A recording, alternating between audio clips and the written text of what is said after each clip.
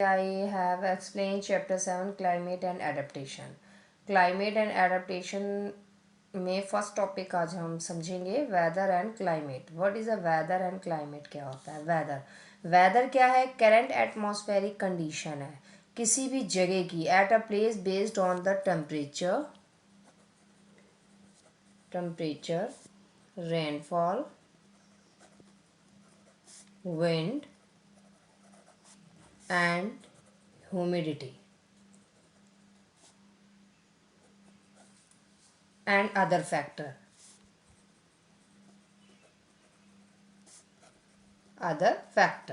Weather क्या है कि पर्टिकुलर हर एक मिनट, हर एक सेकंड या हर एक हावर्स कह सकते हैं, वहाँ की जो टेम्परेचर बताता है, रेनफॉल बताता है, विंड बताता है, ह्यूमिडिटी बताता है और अदर फैक्टर का उस एरिया में क्या इफेक्ट पड़ रहा है उस चीज़ को बताता है. तो इसको हम बोलते हैं वेदर. और ये क्या है कि short period of the time and many very from day to day और even from hour to hour. ये हर एक मिनट, हर एक आवर्स, मैंने बताया हर एक आवर्स, हर एक मिनट, हर एक सेकंड में चेंज होता रहता है. तो इसको हम बोलते हैं वेदर. इसी से हम क्या कहते हैं, आपने देखा होगा कभी भी कह देते हैं कि अभी थोड़ी देर में बारिश हो जाएगी या अभी मौसम आपका बहुत ज़्यादा ही गर्म हो गया, बहुत ज़्यादा ठंडा हो गया. तो ये क्या है, आपको आवर्स टू आवर कंडीशन आपको बता रहे हैं. तो इसको हम बोलते हैं वेदर. और वेदर हमेशा चेंज होता रहता है. आप ये नहीं कह सकते कि अब अभी 1 घंटे पहले बारिश हो रही है तो 1 घंटे बाद नहीं होगी. तो ये क्या है कि हर एक मिनट भी चेंज हो सकता है. नेक्स्ट आता है हमारा क्लाइमेट. क्लाइमेट क्या है? Climate is a generally pattern of weather condition that are observe in a region over a long period of time है. मतलब कोई ऐसी जगह जहाँ का आप शॉर्ट टाइम के लिए नहीं निकालते हैं, लॉन्ग टाइम के लिए निकालते हैं, उस जगह को हम बोलते हैं क्लाइमेट. जैसे आप देखिए, आप शिमला जा रहे हैं तो शिमला का आपके माइंड में सेट होता है कि वहाँ पे ठंड ही होगी.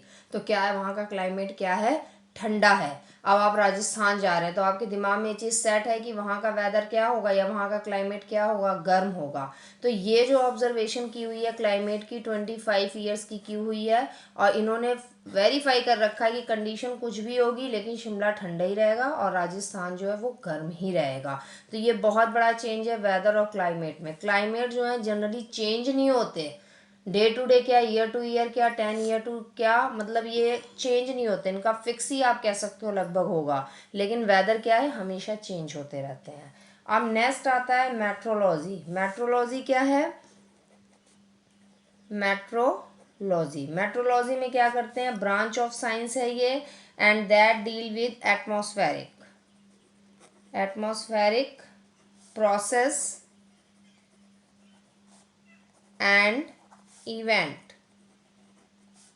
Specially for forecasting weather. अब ये जो आ रहा है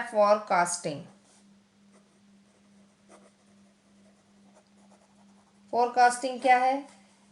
प्रेडिक्ट या estimate something that might happen in the future. ये क्या कह रहा है कि फ्यूचर में क्या हो सकता है. मेट्रोलॉजी क्या है? साइंस की वो ब्रांच है जो वेदर के बारे में बताती है कि फ्यूचर में क्या हो सकता है.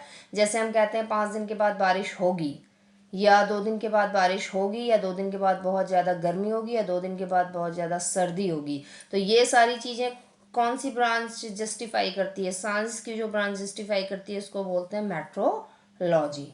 अब ये आता है मेट्रोलॉजिस्ट कौन है. नेक्स्ट आता है मेट्रोलॉजिस्ट. मेट्रोलॉजिस्ट कौन है? मेट्रोलॉजिस्ट वो है जो इस बारे में स्टडी करता है, यानी साइंटिस्ट.